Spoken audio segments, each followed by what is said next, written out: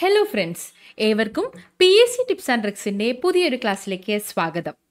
ഇന്ന് നമ്മുടെ 10th level preliminary പരീക്ഷയുടെ രണ്ടാം ഘട്ടമാണല്ലേ നടന്നത്. അപ്പോൾ രണ്ട് ഘട്ടത്തിലും, ഒന്നാം ഘട്ടത്തിലും രണ്ടാം ഘട്ടത്തിലും ഒരുപോലെ ചോദിച്ചിട്ടുള്ള 10 ടോപ്പിക്കുകളുമായിട്ടാണ് ഇന്നത്തെ ക്ലാസ് തയ്യാറാക്കിയിട്ടുള്ളത് കേട്ടോ. അപ്പോൾ നോക്കാം. ഒന്നാമത്തെ ടോപ്പിക്ക് ശ്രീനാരായണ ഗുരുവാണ്. ശ്രീനാരായണ ഗുരുവുമായി ബന്ധപ്പെട്ട് വന്ന ചോദ്യങ്ങളാണ് ആദ്യം നമ്മൾ നോക്കുന്നത്. താഴെ പറയുന്നവയിൽ ശ്രീനാരായണ ഗുരു രചിച്ച ഗ്രന്ഥം ഏതാണ് എന്ന് ഇന്നത്തെ ചോദ്യപേപ്പറിൽ ചോദിച്ചിട്ടുണ്ട്. ഇന്ന് രണ്ടാം ഘട്ടത്തിൽ നടന്ന ചോദ്യപേപ്പറിൽ ചോദിച്ച ചോദ്യമാണ്. താഴെ പറയുന്നവയിൽ ശ്രീനാരായണ ഗുരു രചിച്ച ഗ്രന്ഥം ഏതാണ് എന്ന്. ഉത്തരം നവമഞ്ജരിയാണ്. നവമഞ്ജരി. അപ്പോൾ ഇതാ ഇവിടെ നോക്കിക്കേ. ഒന്നാം ഘട്ടത്തിൽ ചോദിച്ചിട്ടുള്ള മറ്റൊരു ചോദ്യമാണ്. താഴെ പറയുന്ന കൃതികളിൽ ശ്രീനാരായണ ഗുരുവിൻ്റേതല്ലാത്ത കൃതി ഏത് എന്നത്. അവിടെ നമ്മുടെ ഉത്തരം വേദാധികാര നിരൂപണമാണ്. വേദാധികാര നിരൂപണം എന്നത് ചട്ടമ്പി സ്വാമികളുടെ കൃതികളാണ് എന്ന് നമ്മൾ ഡീറ്റെയിൽഡ് ആൻസർ കീ നോക്കിയ സമയത്ത് പറഞ്ഞതാണ്. വേദാധികാര നിരൂപണം ചട്ടമ്പി സ്വാമികളുടെ കൃതിയാണ്. നമ്മളോട് ചോദിച്ചിട്ടുള്ളത് ശ്രീനാരായണ ഗുരുവിൻ്റേതല്ലാത്ത കൃതി ഏതാണ് എന്നാണ്. അപ്പോൾ ശ്രീനാരായണ ഗുരുവിൻ്റെ കൃതി ഏതൊക്കെയാണ്? ദൈവദശകം, നവമഞ്ജരി, ദർശനമാല എന്നതാണ്. ഇത് ഒന്നാം ഘട്ടത്തിൽ ചോദിച്ചതാണ്. രണ്ടാം ഘട്ടത്തിൽ നേരെ തിരിച്ചു ചോദിച്ചു. താഴെ പറയുന്നവയിൽ ശ്രീനാരായണ ഗുരു രചിച്ച ഗ്രന്ഥം ഏതാണ് എന്ന്. നവമഞ്ജരിയാണ് ഇവിടെ ഉത്തരവായിട്ട് വന്നിട്ടുള്ളത്. ഓക്കെ, അങ്ങനെയാണെങ്കിൽ ഈ ഒരു ചോദ്യത്തിൻ്റെ മറ്റ് ഓപ്ഷൻസ് കൂടി നമുക്ക് നോക്കാം. അരുൾനൂൽ എന്നത് അയ്യാ വൈകുണ്ഠസ്വാമികളുടെ കൃതിയാണ്. അരുൾനൂൽ വൈകുണ്ഠസ്വാമികളുടെ കൃതിയാണ്. വേദാധികാര നിരൂപണം ഇവിടെയും ആവർത്തിച്ചിട്ടുണ്ട്. വേദാധികാര നിരൂപണവും ആദിഭാഷയും ചട്ടമ്പി സ്വാമികളുടെ കൃതികളാണ്. വേദാധികാര നിരൂപണം, ആദിഭാഷ എന്നത് ചട്ടമ്പി സ്വാമികളുടെ കൃതികളാണെന്ന് ഓർത്തിരിക്കുക. ഇനി ശ്രീനാരായണ ഗുരു ഓപ്ഷനിൽ വന്നിട്ടുള്ള മറ്റു ചോദ്യം കൂടെ നോക്കാം. ചുവടെ പറയുന്നവയിൽ ശരിയായ ജോഡി ഏതാണ്? ചുവടെ തന്നിട്ടുള്ളവയിൽ ശരിയായ ജോഡി എന്നത് ഓപ്ഷൻ ഡി ആണ്. പണ്ഡിറ്റ് കറുപ്പൻ്റേതാണ് ജാതി കുമ്മി എന്നത്. ജാതി കുമ്മി പണ്ഡിറ്റ് കറുപ്പൻ്റേതാണ്. ശ്രീനാരായണ ഗുരുവിൻ്റേതാണ് ദർശനമാല. നമ്മൾ നേരത്തെ ഒന്നാം ഘട്ടത്തിലെ ചോദ്യത്തിൽ നിന്ന് തന്നെ നമുക്കത് കിട്ടിയിട്ടുള്ളതാണ്. ശ്രീനാരായണ ഗുരുവിൻ്റേതാണ് ദർശനമാല. പ്രാചീന മലയാളം ആരുടേതാണ്? പ്രാചീന മലയാളം ചട്ടമ്പി സ്വാമികളുടേതാണ്. അഖില തിരുട്ട് വൈകുണ്ഠ സ്വാമികളുടേതുമാണ്. ശ്രീനാരായണ ഗുരുവിൻ്റേതാണ് ദർശനമാല. പ്രാചീന മലയാളം ചട്ടമ്പി സ്വാമികളുടെയും അഖില തിരുട്ട് വൈകുണ്ഠ സ്വാമികളുടെയുമാണെന്ന് മനസ്സിലാക്കുക. അടുത്തൊരു ചോദ്യം കൂടിയുണ്ട്. കേരള നവോത്ഥാനത്തിന്റെ വഴിത്തിരിവായ അരുവിപ്പുറം പ്രതിഷ്ഠ നടത്തിയ സാമൂഹ്യ പരിഷ്കർത്താവ് ആരാണ്? അത് ശ്രീനാരായണ ഗുരുവാണ്. ശ്രീനാരായണ ഗുരു. അപ്പോൾ ഇത്രയും ചോദ്യങ്ങളാണ് രണ്ട് ഘട്ടത്തിൽ നിന്ന് ശ്രീനാരായണ ഗുരുവുമായി ബന്ധപ്പെട്ട് ചോദിച്ചിട്ടുള്ളത്. 2 ചോദ്യങ്ങൾ വീതം ചോദിച്ചിട്ടുണ്ടെന്ന് മനസ്സിലാക്കുക കേട്ടോ. അപ്പോൾ ശ്രീനാരായണ ഗുരു ഇമ്പോർട്ടൻ്റ് ആയിട്ടുള്ള ഒരു ടോപ്പിക് തന്നെയാണ്. അടുത്തത് ഇന്ത്യയിലെ നിക്ഷേപങ്ങളാണ്. ഇന്ത്യയിലെ നിക്ഷേപങ്ങളെക്കുറിച്ച് 2 ഘട്ടത്തിലും ഓരോ ചോദ്യങ്ങൾ ചോദിച്ചിട്ടുണ്ട്. ഒന്നാം ഘട്ടത്തിൽ ഇത് ഇപ്രകാരമാണ് ചോദിച്ചിട്ടുള്ളത്. ഇലക്ട്രിക്കൽ കേബിൾ, ഇലക്ട്രോണിക്സ്, രാസവ്യവസായങ്ങളിൽ ഉപയോഗിക്കുന്ന കോപ്പർ നിക്ഷേപം, അതായത് ചെമ്പ്, കൂടുതലായി കണ്ടുവരുന്ന സംസ്ഥാനം ഏതാണ് എന്ന്. ഇലക്ട്രിക്കൽ കേബിൾ, ഇലക്ട്രോണിക്സ്, രാസവ്യവസായങ്ങളിൽ ഉപയോഗിക്കുന്ന കോപ്പർ നിക്ഷേപം കൂടുതലായി കണ്ടുവരുന്ന സംസ്ഥാനം ഏതാണ് എന്ന് ചോദിച്ചിട്ടുണ്ട്. ഉത്തരം മധ്യപ്രദേശാണ്. മധ്യപ്രദേശ്. രണ്ടാം ഘട്ടത്തിലും സമാനമായി തന്നെ ഒരു ചോദ്യം കൊണ്ടുവന്നിട്ടുണ്ട്. ഉരുക്ക് നിർമ്മിക്കുവാൻ ഉപയോഗിക്കുന്ന മാംഗനീസിന്റെ നിക്ഷേപം കൂടുതലായി കണ്ടുവരുന്ന സംസ്ഥാനം ഏതാണ്? അത് മധ്യപ്രദേശാണ് കേട്ടോ. മധ്യപ്രദേശ്. ഉരുക്ക് നിർമ്മിക്കുവാൻ ഉപയോഗിക്കുന്ന മാംഗനീസിന്റെ നിക്ഷേപം കൂടുതലായി കണ്ടുവരുന്ന സംസ്ഥാനം മധ്യപ്രദേശാണ്. രാജാറാം മോഹൻ റോയിയെ കുറിച്ചുള്ള ചോദ്യങ്ങളാണ്. ഓരോ ഘട്ടത്തിലും ഓരോ ചോദ്യങ്ങൾ വന്നിട്ടുണ്ട്. നോക്കാം. ഒന്നാമത്തെ ഘട്ടത്തിൽ ചോദിച്ചിട്ടുള്ളത് ഇന്ത്യൻ നവോത്ഥാനത്തിന്റെ പിതാവ് ആര് എന്ന രീതിയിൽ സിമ്പിൾ ആയിട്ടാണ്. ഉത്തരം രാജാറാം മോഹൻ റോയ് ആണ്. എന്നാൽ രണ്ടാം ഘട്ടത്തിൽ അദ്ദേഹത്തിന്റെ രചനകളെ കുറിച്ച് ചോദിച്ചു. താഴെ പറയുന്നവയിൽ രാജാറാം മോഹൻ റോയിയുടെ രചനകളിൽ പെടാത്തത് ഏത്? നോക്കാം. Precepts of Jesus Rajaram Mohan റോയിയുടെ രചനയാണ്. തുഫത്തുൽ മുവാഹിദീൻ, തുഫത്തുൽ മുജാഹിദീൻ അല്ല, തുഫത്തുൽ മുവാഹിദീൻ ആണ്. അത് രാജാറാം മോഹൻ റോയിയുടെ കൃതിയാണ്. പിന്നെയും കൃതി എന്നാണല്ലോ പറയുന്നത്. രചന, നോട്ട് രചന മതി. താഴെ പറയുന്നവയിൽ രാജാറാം മോഹൻ റോയിയുടെ രചനകളിൽ പെടാത്തത് ഏത്? താഴെ പറയുന്നവയിൽ രാജാറാം മോഹൻ റോയിയുടെ രചനകളിൽ പെടാത്തത് നോക്കാം. Precepts of Jesus. Precepts of Jesus എന്നത് രാജാറാം മോഹൻ റോയിയുടെ രചനയാണ്. തുഫത്തുൽ മുവാഹിദീനും രാജാറാം മോഹൻ റോയുടേതാണ്. Guide to peace and happiness അതും രാജാറാം മോഹൻ റോയുടെ രചനകളിൽ ഉൾപ്പെടുന്നതാണ്. സതിഹിത ബോധിനി എന്നത് വീരേശലിംഗത്തിൻ്റെ ഒരു ജേണലാണ് കേട്ടോ. അപ്പം അത് രാജാറാം മോഹൻ റോയുടെ ഇതിൽ ഉൾപ്പെടുന്നില്ല. അപ്പം 4 മാത്രമാണ് നമുക്കിവിടെ തെറ്റായിട്ടുള്ളത്. പ്രിസെപ്റ്റസ് ഓഫ് ജീസസ്, തുഫത്തുൽ മുജാഹിദീൻ അല്ല, തുഫത്തുൽ മുവാഹിദീൻ ആണ്. അത് രാജാറാം മോഹൻ റോയുടേതാണ്. തുഫത്തുൽ മുജാഹിദീൻ മറ്റൊരു രചയിതാവിൻ്റേതാണ്. Guide to peace and happiness എന്നതും രാജാറാം മോഹൻ റോയുടേതാണെന്നും അറിഞ്ഞിരിക്കുക. അപ്പം 3 കറക്റ്റ് ആയിട്ടുള്ളത്, 4 മാത്രമാണ് തെറ്റ്. ഓക്കെ, അടുത്തത് ദേശീയ ഗീതം. എല്ലാ ചോദ്യപേപ്പറുകളിലും ഇപ്പോൾ റിപ്പീറ്റ് ചെയ്തുകൊണ്ടിരിക്കുന്ന ഒരു ചോദ്യമാണ് ദേശീയ ഗീതത്തെക്കുറിച്ചുള്ളത്. അപ്പോൾ അതൊരിക്കലും നമ്മൾ മിസ് ചെയ്യാൻ പാടില്ല. 2 ഘട്ടത്തിലും ഓരോ ചോദ്യങ്ങളും ചോദിച്ചിട്ടുണ്ട്. നോക്കാം. ഇന്ത്യയുടെ ദേശീയ ഗീതമായ വന്ദേ മാതരം എന്നത് ഏത് കൃതിയിൽ നിന്ന് എടുത്തിട്ടുള്ളതാണ്? എളുപ്പത്തോടുകൂടി വളരെ എളുപ്പമായിട്ടുള്ളൊരു ചോദ്യമാണ് ഇന്ന് ചോദിച്ചിട്ടുള്ളത്. ഏതാണ്? ആനന്ദമഠമാണ്. ആനന്ദമഠം. അപ്പോൾ വന്ദേ മാതരം ഒരിക്കലും നമ്മൾ മിസ് ചെയ്യാൻ പാടില്ല, പഠിക്കുക.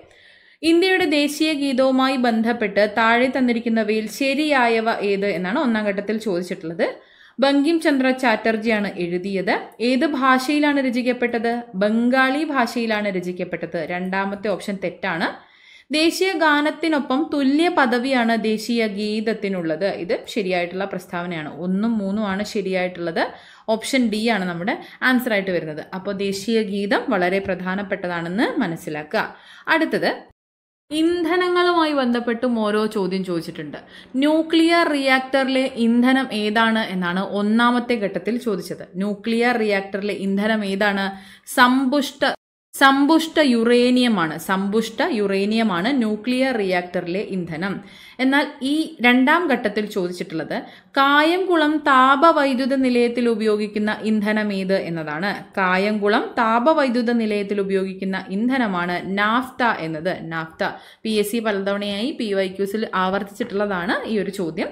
കായംകുളം താപവൈദ്യുത നിലയത്തിൽ ഉപയോഗിക്കുന്ന ഇന്ധനം ഏതാണ്? നാഫ്ത എന്നതാണ്. അപ്പോൾ 2 ഘട്ടത്തിലും ഇന്ധനത്തെക്കുറിച്ചൊരു ചോദ്യം ഉണ്ടായിട്ടുണ്ട്.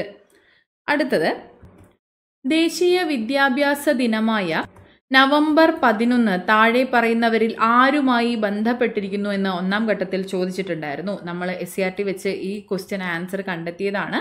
ദേശീയ വിദ്യാഭ്യാസ ദിനമായ നവംബർ 11 മൗലാന അബ്ദുൽ കലാം ആസാദിന്റെ ജന്മദിനമാണ്. മൗലാന അബ്ദുൽ കലാം ആസാദുമായി ബന്ധപ്പെട്ടതാണ് നവംബർ 11 എന്നത്. ഈ നവംബർ 11 എന്ത് ദിവസമാണ്? ദേശീയ വിദ്യാഭ്യാസ ദിനമാണെന്ന് കൂടി ഓർത്തിരിക്കുക. ഓക്കെ, അപ്പോൾ ആ ഒരു ബോക്സിൽ തന്നെ നമ്മൾ SRTയിലൊരു ബോക്സിലാണ് ഇത് കണ്ട് പഠിച്ചത്. ഓർമ്മയുണ്ടോ? ആ ബോക്സിൽ തന്നെ കൃത്യമായി കൊടുത്തിട്ടുണ്ട് ഇന്ത്യ വിൻസ് ഫ്രീഡം എന്നത് മൗലാന അബ്ദുൽ കലാം ആസാദിന്റെ പുസ്തകമാണ് എന്ന്. അപ്പോൾ എന്താ നമുക്കിവിടെ ഇന്ന് ചോദ്യം വന്നിട്ടുള്ളത്? ഇന്ത്യ വിൻസ് ഫ്രീഡം എന്ന ഗ്രന്ഥത്തിന്റെ കർത്താവ് ആര് എന്നാണ് ചോദിച്ചിട്ടുള്ളത്. മൗലാന അബ്ദുൽ കലാം ആസാദാണ്. അബ്ദുൽ കലാം ആസാദാണ് ഇവിടുത്തെ ആൻസർ. അപ്പോൾ ഇത് 2ഉം കണക്റ്റഡ് ആയിട്ട് തന്നെയാണ് വന്നിട്ടുള്ളത്. പഠിച്ചിരിക്കുക. അടുത്തത്, ഇലക്ട്രോണിനെ കുറിച്ച് കഴിഞ്ഞ 1ാം ഘട്ടത്തിലെ ചോദ്യത്തിൽ വന്നിട്ടുണ്ടായിരുന്നു. അതിൽ തന്നെ നമ്മളോട് ഇലക്ട്രോണുമായി ബന്ധമില്ലാത്തത് അല്ലെങ്കിൽ ആ ടോപ്പിക്കുമായി ബന്ധമില്ലാത്തതാണ് ചോദിച്ചിട്ടുള്ളത്. അതിൻ്റെ ചോദ്യം ഇങ്ങനെയാണ്: ചില പ്രസ്താവനകൾ നൽകിയിരിക്കുന്നു. ഇവയിൽ JJ തോംസണുമായി ബന്ധപ്പെടാത്ത പ്രസ്താവന ഏത് എന്നാണ് ചോദിച്ചിട്ടുള്ളത്. JJ തോംസണുമായി ബന്ധപ്പെട്ട പ്രസ്താവനകൾ ഏതൊക്കെയാണ്? പ്ലം പുഡിംഗ് മാതൃക മുന്നോട്ട് വെച്ചു. ഇലക്ട്രോണിനെ കണ്ടെത്തിയത് JJ തോംസൺ ആണ്. ഡിസ്ചാർജ് ട്യൂബ് പരീക്ഷണങ്ങൾ നടത്തിയതും JJ തോംസൺ ആണ്. ഓക്കെ, അപ്പോൾ JJ തോംസണുമായി ബന്ധമില്ലാത്ത പ്രസ്താവന ന്യൂട്രോണിനെ കണ്ടെത്തി എന്നതാണ്. ഓക്കെ, അപ്പോൾ ഇതാണ് നമ്മുടെ ആൻസർ വരുന്നത്. ഓപ്ഷൻ ഡി, ന്യൂട്രോണിനെ കണ്ടെത്തി. എന്നാൽ 2ാം ഘട്ടത്തിൽ ഇതാ ഇപ്രകാരം ചോദിച്ചിട്ടുണ്ട്: പ്രോട്ടോണിനെ കണ്ടെത്തിയത് ആര്? പ്രോട്ടോണിന് ആ പേര് നൽകിയ ശാസ്ത്രജ്ഞൻ ആര് എന്നതാണ്. പ്രോട്ടോണിന് ആ പേര് നൽകിയ ശാസ്ത്രജ്ഞൻ ആരാണ്?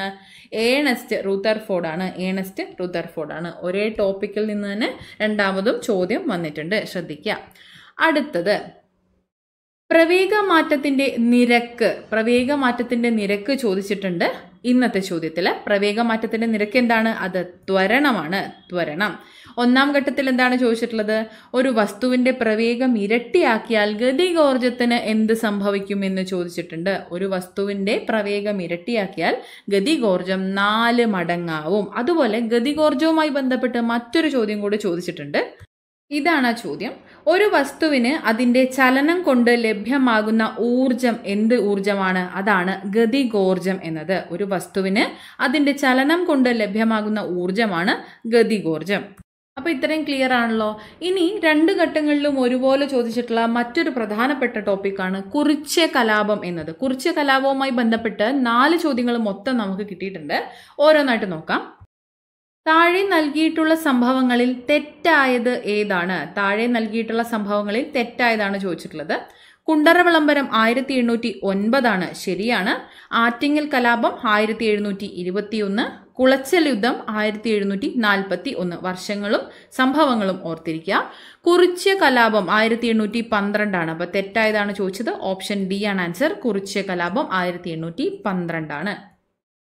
അടുത്ത ചോദ്യം, വയനാട്ടിൽ ബ്രിട്ടീഷുകാർക്കെതിരായി നടന്ന കുറിച്യ കലാപത്തെ പറ്റി താഴെ പറയുന്നവയിൽ തെറ്റായ പ്രസ്താവന ഏത്? കലാപം നടന്നത് 1812 ശരിയായിട്ടുള്ള പ്രസ്താവനയാണ്.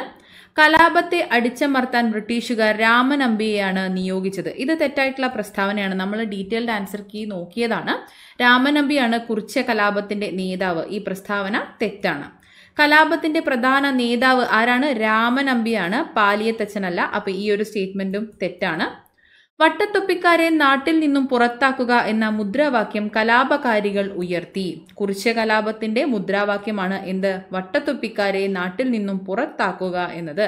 അപ്പോൾ 4ാമത്തെ സ്റ്റേറ്റ്മെന്റും ശരിയാണ്. നമ്മളോട് തെറ്റായിട്ടുള്ളതാണ് ചോദിച്ചിട്ടുള്ളത്. 2ഉം 3ഉം ആണ് തെറ്റ്. ഓപ്ഷൻ സി ആണ് നമ്മുടെ ആൻസർ. അടുത്ത ചോദ്യം, കുറിച്യലഹളയുമായി ബന്ധപ്പെട്ട ശരിയായ പ്രസ്താവനകൾ ഏത്? കുറിച്യലഹളയുമായി ബന്ധപ്പെട്ടിട്ടുള്ള ശരിയായ പ്രസ്താവനയാണ് ചോദിച്ചത്. കുറിച്യലഹള ഏത് വർഷമാണ്? 1812 കുറിച്യലഹള ഉണ്ടായത്. 1812 കുറിച്യലഹള ഉണ്ടായത്. വയനാട് ജില്ലയിലെ കുറിച്യ കുറുമ്പ വിഭാഗത്തിൽപ്പെട്ടവരാണ് ലഹളയ്ക്ക് നേതൃത്വം നൽകിയത്. കുറിച്യ കുറുമ്പ വിഭാഗത്തിൽപ്പെട്ടവരാണ്. 2ാമത്തെ സ്റ്റേറ്റ്മെന്റ് തെറ്റാണ്. കുറിച്യ കുറുമ്പരാണെന്ന് ഓർത്തിരിക്കുക. പ്രധാന നേതാവ് ആരാണ്? രാമനമ്പിയാണ്. ബ്രിട്ടീഷ് ഈസ്റ്റ് ഇന്ത്യ കമ്പനി മലബാറിൽ നടപ്പിലാക്കിയ ജനവിരുദ്ധ നികുതി നയങ്ങൾക്കെതിരെ നടത്തിയ ലഹളയാണ് എന്താണ്? കുറിച്യ ലഹള എന്നത്.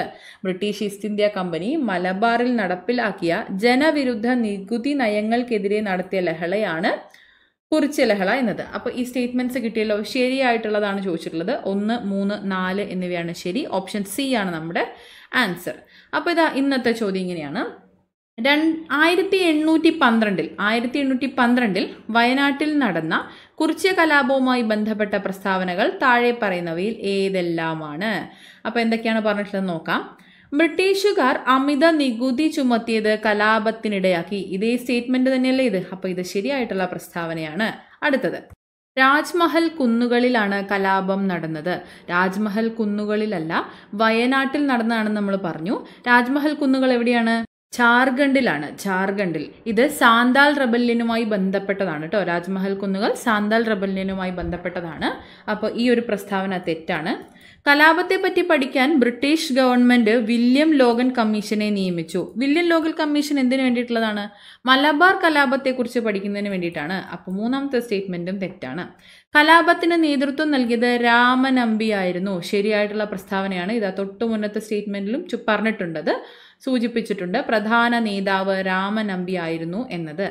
അപ്പോൾ ഇതാ ഇവിടെ കിട്ടിയിട്ടുണ്ട്. കലാപത്തിന് നേതൃത്വം നൽകിയത് രാമനമ്പി ആയിരുന്നു. അപ്പോൾ ശരിയായിട്ടുള്ളതാണ് ഇവിടെ ചോദിച്ചിട്ടുള്ളത്. 1ഉം 4ഉം ആണ് ശരി. ഓപ്ഷൻ സി ആണ് കറക്റ്റ് ആയിട്ടുള്ള ആൻസർ. അപ്പോൾ കുറിച്യ കലാപം പ്രധാനപ്പെട്ട ഒരു ടോപ്പിക് തന്നെയാണെന്ന് മനസ്സിലാക്കുക. അവസാനത്തെ ടോപ്പിക്ക് ബ്രിക്സ് ഉച്ചകോടി എന്നതാണ്. 2 ഘട്ടത്തിലും ഒരേപോലെ ചോദിച്ച ചോദ്യമാണ് ബ്രിക്സ് ഉച്ചകോടി. ഇന്നത്തെ ചോദ്യപേപ്പറിൽ 2ാം ഘട്ട ചോദ്യപേപ്പറിൽ ഇതാണ്. 2024 ഒക്ടോബറിൽ ബ്രിക്സ് ഉച്ചകോടി നടന്നത് എവിടെ എന്ന് ചോദിച്ചിട്ടുണ്ട്. ഓപ്ഷൻ എ കസാൻ, റഷ്യ എന്നതാണ്. കസാൻ, റഷ്യ എന്നതാണ് ആൻസർ. റഷ്യയിലെ കസാനിൽ വെച്ചാണ് 2024 ഒക്ടോബറിൽ ബ്രിക്സ് ഉച്ചകോടി നടന്നത്. 1ാം ഘട്ടത്തിലും അതേ ചോദ്യം തന്നെ ആവർത്തിച്ച് കണ്ടിട്ടുണ്ടായിരുന്നു. 1ാം ഘട്ട ചോദ്യത്തിലെ അതേ ചോദ്യം തന്നെയാണ് 2ാം ഘട്ടത്തിലും ആവർത്തിച്ചത്. 1ാം ഘട്ടത്തിലെ ചോദ്യം ഇപ്രകാരമാണ്.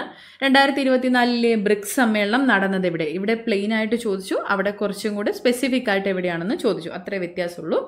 2024 ബ്രിക്സ് സമ്മേളനം നടന്നത് റഷ്യയിലാണ്. ഓക്കെ, അപ്പോൾ ഇത്രയും ക്ലിയർ ആയല്ലോ. അപ്പോൾ ഒരുപോലെ വന്ന 10 ടോപ്പിക്കുകളാണ് ഇന്ന് നമ്മൾ ഡിസ്കസ് ചെയ്തിട്ടുള്ളത്. അടുത്ത ഘട്ടത്തിലേക്ക് തയ്യാറെടുക്കുന്നവർ നിർബന്ധമായിട്ടും ഈ ടോപ്പിക്കുകൾ കംപ്ലീറ്റ് ചെയ്തിട്ട് പോവുക. ബാക്കിയുള്ള ക്ലാസ്സുകളുമായിട്ട് ഉടനെ വരുന്നതായിരിക്കും. അപ്പോൾ എല്ലാവരുടെയും പഠനം നല്ല രീതിയിൽ മുന്നോട്ട് കൊണ്ടുപോവുക. എല്ലാവർക്കും താങ്ക് യു സോ മച്ച്.